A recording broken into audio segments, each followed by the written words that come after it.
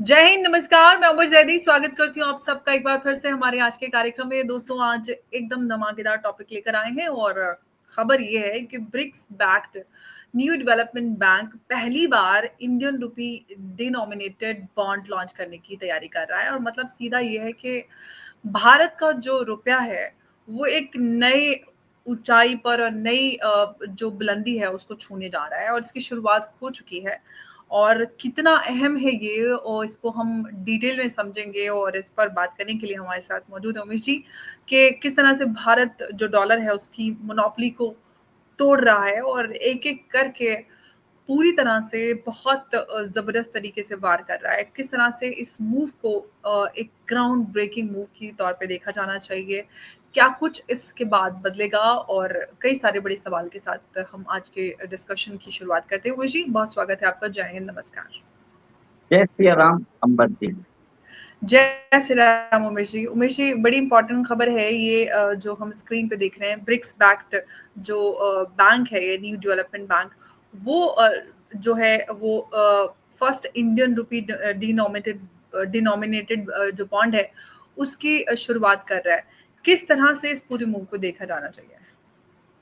देखिए अंबर जी, जो BRICS bank है उसका जो न्यू डेवलपमेंट बैंक है वो भारत की रूपी डिनोमिनेटेड बॉन्ड्स निकालने की एक तरह से प्रक्रिया उसने चालू कर दी है। और ये बॉन्ड वो निकालेगा मार्च 2026 में। देखिए, इसका मेन चीज क्या है कि भारत के अंदर अगर रूपी डिनोमिनेटेड बॉन्ड्स, अगर बाहर के मल्टीलैटरल इंस्टीट्यूशंस और कोई भी कॉर्पोरेट्स रूपी डिनोमिनेटेड बॉन्ड्स अगर यूज करता है तो हमारा जो रुपया है उसका विश्व में उसका यूज होना बहुत तरह से, मतलब आप समझ लीजिए, रुपए का यूसेज इंटरनेशनल ट्रेड, सेटलमेंट और फाइनेंस के लिए होना चालू हो जाएगा। ये कंप्लीट सर्कल हो जाता है। रुपी का इंटरनेशनलाइजेशन हमने ऑलरेडी जुलाई 2023 में चालू कर दिया था। जब आरबीआई ने बोला था कि हम इंटरनेशनलाइजेशन ऑफ रुपी चालू कर सकते हैं जब ट्रेड इनवॉइसिंग हम रुपीस में कर सकते हैं। इसके लिए वोस्ट्रो और नोस्ट्रो अकाउंट्स भी ओपन किया जाएगा। अभी हमने कुछ, मेरे ख्याल से 30 से 40 कंट्री के साथ हम लोकल करेंसी में ट्रेड कर रहे हैं। अब सबसे बड़ी बात है कि अब बॉन्ड भी अगर हम रुपी में अगर इश्यू होना चालू हो जाए तो इसका मतलब ये हुँ। होगा कि हम जब जो है रुपीस में ले पाएंगे और रुपीस में ही हमको रीपेमेंट मिलेगा। देखिए, हुँ। ब्रिक्स जो बैंक जो ग्रुप है जिसके अंदर Brazil, Russia, India, China, south Africa है, फिर बाद में इजिप्ट है, इथियोपिया है, ईरान है, यूएई है और बाकी भी बहुत सारे मेंबर कंट्रीज है। इन लोगों के बीच में अगर इंफ्रास्ट्रक्चर लोन लेना है किसी को तो वो रुपी में ले सकता है। पहले ये लोन लेते थे डॉलर में, और डॉलर से आपको मालूम है कि हमारी जो करेंसी है डॉलर के अगेंस्ट वीक होती जा रही है। तो कहीं ना कहीं we have to look for alternative. और अमेरिका हमारे ऊपर प्यूनिटिव सैंक्शंस लगा रहा है। अमेरिका हमारे जो चाबार पोर्ट का रेस्ट हमको जो मिला था, उन्होंने हमको जो दिया था कि आप चाबार पोर्ट पे सर्विसेज प्रोवाइड कर सकते हो, अभी उन्होंने उस सर्विसेज के लिए हमें जो वेवर दिया था उसके ऊपर उसको रिवोक कर दिया है। फिर हमारे H1B वीजा पे उन्होंने $100,000 का फी डाल दिया है। अभी बात आई है कि एक दो दिन पहले उन्होंने फार्मा सेक्टर को भी टारगेट किया है। तो कहीं ना कहीं अब हमें क्या है, अमेरिकन इकोनॉमी से, अमेरिकन बेस्ड फाइनेंशियल सिस्टम से डीलिंग होना जरूरी है। वर्ल्ड ओवर क्या हो रहा जी। है कि डॉलर अपनी विश्वसनीयता खो रहा है। ये 2022 में जब स्टार्ट हुआ था, जब रशिया के $300 बिलियन के जो फॉरेन एक्सचेंज रिजर्व है वो उन्होंने कन्फिस्केट कर लिए हैं। उसके अलावा उन्होंने वेनेजुएला के, ईरान के और अफगानिस्तान के भी फॉरेन एक्सचेंज रिजर्व को कन्फिस्केट कर दिया है। ये सारे जो फॉरेन एक्सचेंज रिजर्व है ये यूएस ट्रेजरी बॉन्ड्स में है। अब ऐसा है कि अमेरिका के पास वो पावर आ जाता है क्योंकि ये डॉलर डिनोमिनेटेड होते हैं और ये स्विफ्ट जो नेटवर्क है इसके थ्रू ट्रांजैक्शन होता है। इसी के लिए भारत ने क्या किया, पहले यूपीआई का प्रचलन उन्होंने चालू किया है। और अब्रॉड जैसे हमने देखा है, कुछ दिन पहले, 2-3 दिन पहले कतर 8वां नेशन बन चुका है जिसने यूपीआई को अडॉप्ट किया है। अब भारत भी क्या कर रहा है, भारत दूसरे नेशन से भी बात कर रहा है, जैसे मेरे ख्याल से ओमान है, पेरू है, थाईलैंड है, और भी 5-6 नेशंस है जो यूपीआई को अडॉप्ट करना चाहते हैं। यूपीआई के अंदर 50% जो वर्ल्ड का डिजिटल ट्रांजैक्शन है वो यूपीआई में हो रहा है। अमरजीत, बताया जाता है यूपीआई के अंदर आज कम से कम 40 करोड़ लोग भारत में ट्रांजैक्शन करते हैं, और एक तरह से बताया जाता है कि कम से कम 25 लाख करोड़ का एक तरह से 1 मंथ सेटलमेंट होता है थ्रू यूपीआई। अब हम्म। इसमें और मेरी अगर इंफॉर्मेशन सही है तो 700 बिलियन ट्रांजैक्शंस एक तरह से 1 मंथ में होता है। तो इतना बड़ा जो स्केल है, अब हमने वहां पे तो मकाम चालू कर दिया है, और धीरे धीरे यूपीआई का अडॉप्शन भी होता जा रहा है। बाहर से जो लोग हमको पैसा भेजना चाहते हैं, भले यूएई से हो, फ्रांस से हो, सिंगापुर से हो, कतर से हो, वो आप भारत के रुपया में भेज सकेंगे। और भारत के टूरिस्ट अगर इन देशों में जाते हैं तो इनका जो पैसा है रुपया में कटेगा, और वहां पे उनको रिस्पेक्टिव करेंसी में उनको पैसा मिल जाएगा। भारत ने सेकेंड चीजें जो चालू की है, ट्रेड इनवॉइसिंग जो है, पहले हम डॉलर में करते थे और अब हम रुपी में कर रहे हैं। रुपी में करने से क्या होता है, जो कन्वर्शन कॉस्ट लगता है डॉलर का, वो एक तरह से कम हो जाता है, जिसके कारण हमारे जो एक्सपोर्टर और इंपोर्टर है उनको कन्वर्शन चार्जेस कम लगता है। और सेकेंड, स्विफ्ट नेटवर्क में बताया जाता है कि वहां पे ट्रेड करने में आपको 2 से 3 दिन लग जाता है, आपको कोई ट्रांजैक्शन कंप्लीट करने में, जो यूपीआई के अंदर कुछ सेकंड में हो जाता है। और ट्रेड इनवॉइसिंग अगर हम रुपी में करते हैं तो इसकी जानकारी अमेरिका को देने की जरूरत नहीं पड़ती है। इससे क्या होता है, हमारे जितने भी ट्रेड डील्स होते हैं वो सीक्रेट होते हैं। तो ये हम्म। सबसे बड़ी बात है। अब जो उमेश ये Umesh ji, bond ji ji please आप कंप्लीट कीजिए, फिर मैं सवाल करूंगी आपसे। और ये जो बॉन्ड्स है, जो रुपी डिनोमिनेटेड बॉन्ड्स है, अगर ये भी चालू हो जाता है तो एक कंप्लीट सर्कल चालू हो जाता है। हम ऐसा इकोसिस्टम बना रहे हैं कि जैसे जैसे हमारी इकोनॉमी बढ़ती जाएगी, रुपी का प्रचलन बढ़ता जाएगा फिनेंशियल सिस्टम में, और जिससे अगर हम रुपी के अंदर ही बॉन्ड्स मतलब पैसा हम उगार सकते हैं, तो इससे क्या होगा कि इन रुपी का इंटरनेशनलाइजेशन होगा, डिपेंडेंस जो डॉलर पे कम होता जाएगा, और देश के अंदर इन बड़े इंफ्रास्ट्रक्चर प्रोजेक्ट्स के लिए एक नया मैकेनिज्म आ जाएगा, एक नया इंस्ट्रूमेंट आ जाएगा कि हम लॉन्ग टर्म फंड्स हम मार्केट से ले सकते हैं एट कम्पिटिटिव रेट्स, जो भारत के हित में रहेगा। जी। उमेश जी, आपने इंटरनेशनलाइजेशन ऑफ रूपी की बात की, साथ में जो डी डॉलराइजेशन पे जो बहस है वो काफ़ी लंबे अरसे से छिड़ी हुई है। सवाल ये है कि जो गेम चेंजर हम एक स्टेप के तौर पर इन सारी चीज़ों को देख रहे हैं, क्या वाक़ई में ये गेम चेंजर साबित हो पाएँगे और रूपी जो है वो डॉलर को टक्कर दे पाएगा? क्योंकि फ़िलहाल तो डॉलर का पलड़ा भारी है और रूपी अभी उतना मज़बूत नहीं है। तो आपको क्या लगता है कि ये कितना असरदार साबित होगा? देखिए, भारत की इकोनॉमी आज 4.2 ट्रिलियन डॉलर्स की है। हुँ, 4.2 trillion dollars with 7% growth rate. तो अगले साल हम 300 बिलियन डॉलर का एडिशन करेंगे, तो वो 4.5 ट्रिलियन डॉलर हो जाएगी। जैसे जैसे हमारी इकोनॉमी बढ़ती जाएगी और रुपये का प्रचलन उसी मात्रा में बढ़ता जाएगा, तो डॉलर का जो यूसेज है इंटरनेशनल ट्रांजैक्शन में, वो धीरे धीरे कम होता जाएगा। अभी हम क्रॉस बॉर्डर पेमेंट के लिए मैक्सिमम हम अभी डॉलर यूज कर रहे हैं। मतलब कम कम से कम 88 टू 90% हमारा जो पेमेंट होता था वो पहले डॉलर में होता था। अब रूपी अकाउंट्स आने के बाद, ये वॉस्को अकाउंट्स खुलने के बाद बताया जाता है कि वो शायद 70 से 72% पे आ गया है। अब हुँ, बहुत सारा हमारा जो साइजेबल जो जो ट्रेड ट्रांजैक्शन है, हम रूपी में कन्वर्ट कर रहे हैं। रशिया के साथ जो हमारा 75 बिलियन डॉलर्स का जो ट्रेड ट्रांजैक्शन है, वो हम रूपी में कर रहे हैं।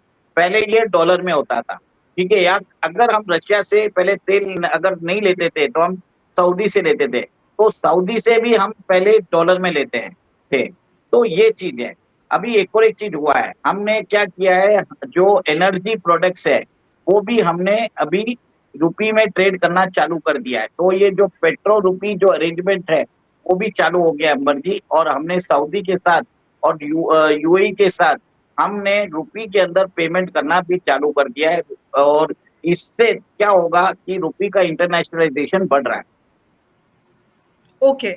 लेकिन उमेश जी, एक और जो इम्पोर्टेंट सवाल है वो ये कि अगर हम जो इन्वेस्टर्स हैं उनके पॉइंट ऑफ व्यू से देखें या उनके प्रोटेक्शन की बात करें, एनबीडी जो है, सॉरी एनडीबी, वो बॉन्ड्स से पैसा उठाएगा।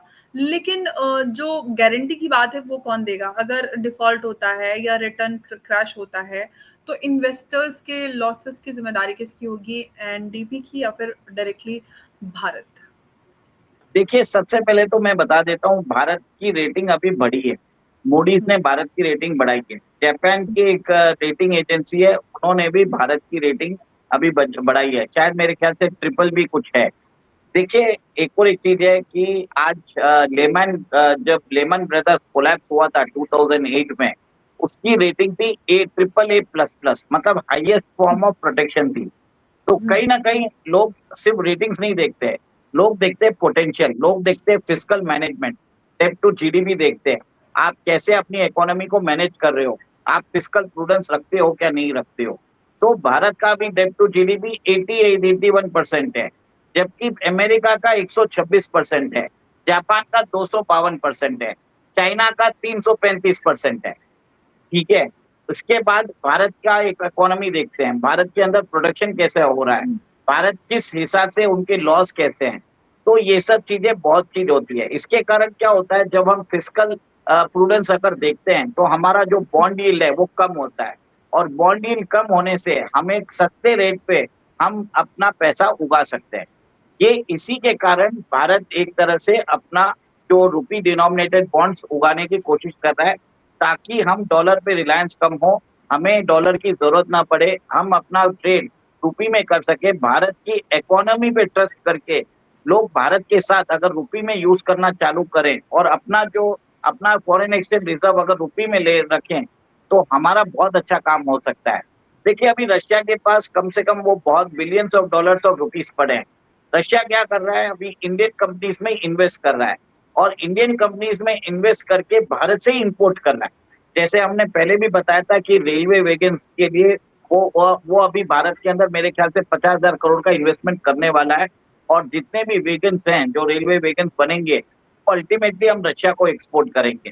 तो ये सब अरेंजमेंट हो रहा है। This is a very good arrangement, जिसमें दोनों नेशंस को, जो हमारे से ट्रेड करते हैं, सबको फ़ायदा होता है। ओके, लेकिन उमेश जी, आपने रशिया की बात की, हम ब्रिक्स के थ्रू चाइना और रशिया के नज़दीक आ रहे हैं और उनके साथ अलाइन भी कर रहे हैं। लेकिन यूएस और यूरोप की बात करें तो वो इन सारी चीज़ों को ईज़िली डाइजेस्ट नहीं करेगा और वो कर भी नहीं रहा है, हमारे सामने है सारी चीज़ें। तो जो इंडिया है, क्या उसको फाइनेंशियल और डिप्लोमैटिक बैकलैश जिस तरह से हमें फेस करना पड़ रहा है और ज़्यादा करना पड़ेगा या स्थिति में सुधार हम देखेंगे? देखिए, अभी ऐसा है कि अ, अभी हमें जो डिप्लोमैटिक बैकलैश हम सह रहे हैं, ये इसी के कारण सह रहे हैं।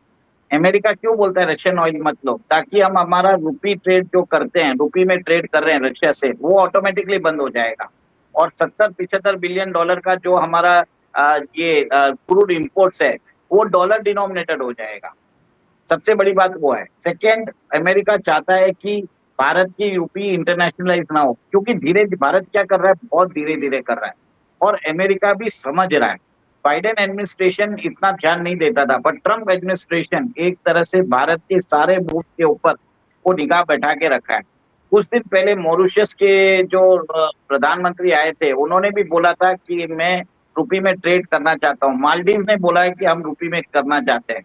इनफैक्ट भारत मालदीव्स और मॉरिशस को अभी जो एड देने वाला है, वो पहले डॉलर में देता था, अब वो रुपी में देने वाला है। तो कहीं न कहीं आप देखिए, भारत का रुपी का प्रचलन आगे बढ़ता जा रहा है, और अमेरिका ये नहीं चाहता। सबसे बड़ा प्रॉब्लम ही वही है कि रुपी का जैसे अगर चलन बढ़ता गया, तो कोई भी अमेरिकन डॉलर नहीं रहेगा, और अमेरिकन डॉलर नहीं रहेगा तो क्या होगा, अमेरिका के अंदर डॉलर्स की जो खपत है वो बढ़ जाएगी। इसके कारण वहाँ पे इन्फ्लेशन आ जाएगा, यील्ड बढ़ेगी। तो ये सब चीज़ रोकने के लिए भारत के ऊपर दबाव डाल रहा है। तो बैकलैश तो भारत को सहना पड़ेगा, कोई उपाय नहीं है, कभी ना कभी तो होता ही। तो ठीक है, अभी हो रहा है तो कोई प्रॉब्लम नहीं है, एडजस्टमेंट हो जाएगा, थोड़े दिन प्रॉब्लम रहता है। फाइनली ट्रेड जो होता है, ट्रेड इन्वेस्टमेंट फाइनेंस होता है, वो उसका जो इकोनॉमिक बेनिफिट्स है, वो कभी सैंक्शंस को ओवरपावर कर देगा। लेकिन उमेश जी, आपने बेनिफिट की बात की, तो क्या ये जो इसका पैसा है वो बड़े प्रोजेक्ट्स तक ही सीमित रहेगा या शहरों तक, या फिर जो ये इंफ्रास्ट्रक्चर है वो आम और जो छोटे शहर हैं आम लोगों तक और उन छोटे प्रोजेक्ट तक भी पहुंच पाएगा? देखिए, ऐसा होगा कि समझ लीजिए आप नोएडा में रहते हैं, नोएडा म्युनिसिपल कॉर्पोरेशन अभी समझिए ओवरसीज डेब्ट निकालना चाहता है, वो कोई बहुत बड़ा प्रोजेक्ट बनाना चाहता है। फ्यूचर में ऐसा भी हो सकता है कि वो रूपी डिनोमिनेटेड बॉन्ड्स इश्यू हुँ, कर दे और वो बाहर से पैसा आ जाए, ये पॉसिबल है। हुँ, एक तरह से वाइब्रेंट मार्केट, एक नया इंस्ट्रूमेंट मिल रहा है, जिसके थ्रू लॉन्ग टर्म प्रोजेक्ट्स को एक तरह से सही इंटरेस्ट रेट के फंडिंग में आ जाएगा। तो जो भी गवर्नमेंट प्रोजेक्ट्स होते हैं, जो भले ही वो स्टेट हो या सेंटर हो, अगर ये लोग अगर पैसा उठाते हैं, तो इनके ऊपर सॉवरेन गारंटी रहता है। तो कहीं न कहीं बहुत वर्ल्ड के अंदर बॉन्ड मार्केट बहुत बड़ा है और जीडीपी से भी बहुत बड़ा है। और ये बॉन्ड मार्केट अगर रूपी में चालू हो जाता है, तो एक कंप्लीट साइकिल हो जाएगा, रूपी का इंटरनेशनलाइजेशन कंप्लीटली हो जाएगा और वो धीरे-धीरे बढ़ता रहेगा अपने हिसाब से। और आगे जाके हम ये भी देखेंगे कि यूपीआई जो है, वो स्विफ्ट को भी रिप्लेस कर सकता है। ये बात भी देख लीजिएगा Ambar ji. This is very much possibility. जी, उमेश जी, इसकी जो टाइमलाइन है वो मार्च 2026 तक रखा गया है इसका टारगेट और इश्यू करने के लिए। आपको लगता है कि पॉसिबल हो पाएगा, ये टाइमलाइन रियलिस्टिक है? और सबसे इम्पोर्टेंट बात ट्रांसपेरेंसी की, पब्लिक को ऑडिट, रिस्क एनालिसिस और जो फाइनेंशियल रिपोर्ट्स हैं, उसकी जानकारी मिलेगी या सब कुछ क्लोज़ रूम तक रहेगा? देखिए, ये जनरली ये ऐसे अगर बॉन्ड्स इश्यू होते हैं, तो इसकी कंप्लीट इसका प्रोस्पेक्टस निकलता है। उसके अंदर जो ये प्रोजेक्ट का ये पैसा कितने दिनों के लिए यूज़ किया जाएगा, किधर यूज़ किया जाएगा, कौन से प्रोजेक्ट में यूज़ किया जाएगा, क्या बेनिफिट होगा, वो हुँ, सारी डिटेल्स आती है। और जी, इसके अंदर अगर आपको वो ट्रांसपेरेंसी मेंटेन नहीं करोगे, तो आपको कोई पैसा लगाएगा नहीं। तो ये एक तरह से स्टैंडर्ड प्रैक्टिस होती है और मेरे हिसाब से इंडिया के अंदर जो रेगुलेटरी नॉर्म्स है, वो फॉलो होंगे और भारत का जो बॉन्ड मार्केट है, वो एक वाइब्रेंट बॉन्ड मार्केट एक तरह से बन जाएगा। अभी ऐसा है कि सिर्फ़ 2 कंट्रीज़ है ब्रिक्स में जिन्होंने अभी बॉन्ड्स इश्यू किए हैं। एक तो चाइना ने और एक साउथ अफ्रीका ने। अब भारत तीसरा कंट्री बन रहा है जो अपनी मेंबर कंट्रीज़ जो है, अपनी-अपनी करेंसी में वो वो एक तरह से बॉन्ड्स जो है वो रूपी डिनोमिनेटेड बॉन्ड्स है, वो पैसा एक तरह से रेज़ कर सकते हैं। जी, तो ओवरऑल हम अगर इस पूरे मूव को देखें तो एक ग्राउंड ब्रेकिंग मूव ज़रूर कह सकते हैं, क्योंकि ये जो हम इनडायरेक्टली डी-डॉलराइज़ेशन या फिर इंटरनेशनलाइज़ेशन ऑफ रूपी की हम बात करते हैं, वो इससे होता हुआ नज़र आता है। कहीं न कहीं जो आपने कहा कि जो भारत को एक डिप्लोमैटिक बैकलैश का सामना करना पड़ा है, उसके पीछे ये सारे कारण भी हैं। ओवरऑल जो पूरी सिचुएशन बनी हुई है, उसपे भारत का जो प्रदर्शन है और अब तक यहाँ तक जो चीज़ें डेवलपमेंट हम देख पा रहे हैं, उसको कैसे देख रहे हैं?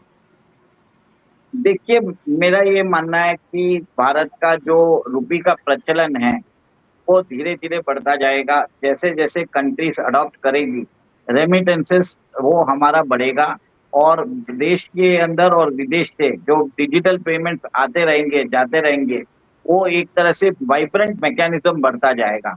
इससे क्या हुँ, होगा, भारतीय टूरिस्ट जब बाहर जाएँगे, तो वो रुपीज़ में खर्चा करेंगे। हमें डॉलर ले जाने की ज़रूरत नहीं पड़ेगी, कन्वर्शन कॉस्ट नहीं लगेगा और हुँ, सेटलमेंट जो होगा बहुत जल्दी हो रहा है यूपीआई के अंदर। वो सबसे बड़ी बात हुआ है। अगर ट्रेड के लिए भी हम सेटलमेंट अगर रुपीज़ में कर रहे हैं, तो हमारा रुपया एक तरह से जो हम हमसे ट्रेड कर रहा है वो आदमी, वो हमारा रुपया सँभाल के रख रहा है और अल्टीमेटली वो हमारे बॉन्ड मार्केट में इन्वेस्ट करेगा और एक तरह से आप ये देखिए देश के अंदर इंटरनेशनलाइज़ेशन रुपी चालू हो जाएगा। एक तरह से बॉन्ड मार्केट है, वो भी डेवलप होना चालू हो जाएगा अंबर जी। तो इन शॉर्ट हम ये कह सकते हैं कि एक बड़ी अच्छी खबर है और भारत का जो रुपया है उसको ग्लोबल और इंटरनेशनल मार्केट में मजबूती प्रदान करने का एक और बड़ा ये कदम, ग्राउंड ब्रेकिंग हम कदम के तौर पर इसको देख सकते हैं। इस पर काफ़ी डिटेल में उमेश जी आपने हमें जानकारी दी, उसके लिए आपका बहुत-बहुत धन्यवाद। नमस्कार, जय हिंद, जय भारत, जय सिया राम। जय सिया राम।